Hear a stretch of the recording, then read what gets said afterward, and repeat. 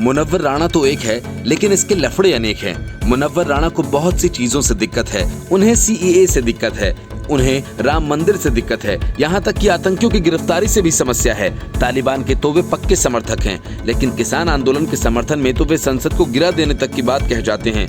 बेधड़क लफूजी करने में माहिर मुनव्वर राणा के खिलाफ हाल में एफआईआर दर्ज किए गए हैं, लेकिन इससे क्या होगा? मुनव्वर राणा को असल में बूस्टर डोज की जरूरत है। अपने बयानों के जरिए तालिबान की शान में मुनव्वर राणा ने इतने कसीदे पढ़ दिए कि ऐसा लगने लगा है कि काश हिंदुस्तान में तालिबान का राज होता तो सारी समस्याएं चुटकियों में हल हो जाती।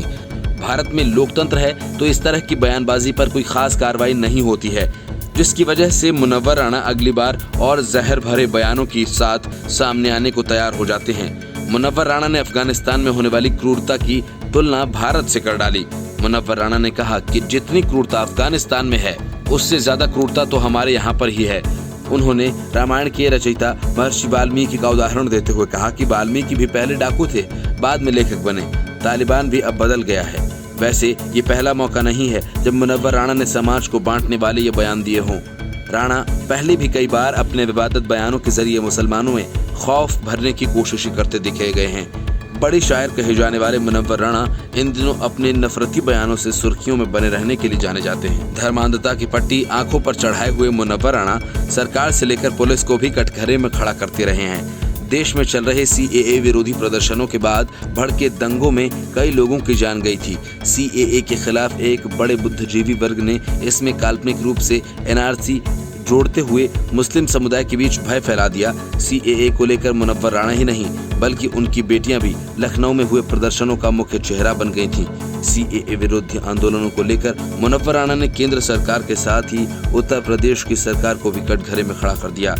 उन्होंने कहा था कि उन्हें योगी के राज में यूपी में डर लगने लगा है।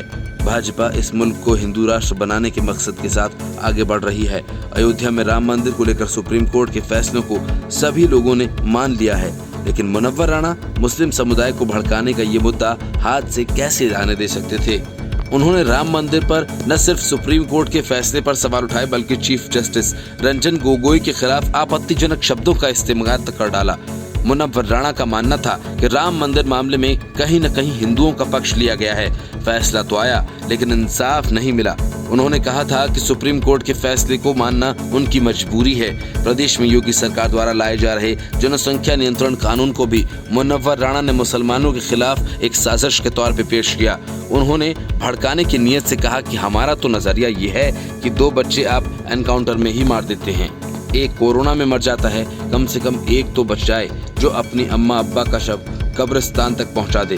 मुनव्वर राणा ने इन दिनों हर मुद्दे को घुमा फिरा कर मुसलमानों से जोड़ देने में महारत हासिल कर ली है। जुलाई महीने में यूपी की राजधानी लखनऊ में अलकायदा से जुड़े एक संगठन के 2 आतंकवादियों को गिरफ्तार किया गया था और इस मामले पर भी मुनव्वर राणा ने आतंकियों की गिरफ्तारी को चुनावी तैयारी बता दिया था।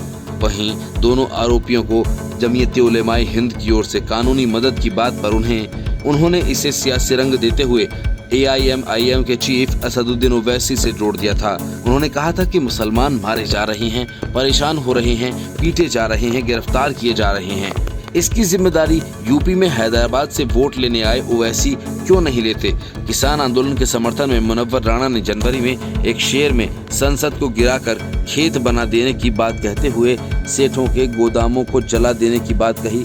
अपने कुतर्कों के जरिए मुनव्वर राणा इस मामले को भी डिफेंस करते दिखाई दिए थे, लेकिन विवाद ज्यादा बढ़ने पर उन्होंने इस ट्वीट को डिलीट कर दिया था। Bureau report, news of India.